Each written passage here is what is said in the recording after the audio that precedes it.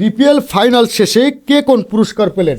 অবশেষে পদ্মা নামলো বিপিএলের দ্বাদশ আসরের। গতকাল শুক্রবার যেখানে চ্যাম্পিয়ন হয়েছে রাজশাহী ওয়ারিয়র্স, দলের বাইরে ব্যক্তিগত নৈপুণ্য দেখিয়েছেন বেশ কিছু খেলোয়াড়।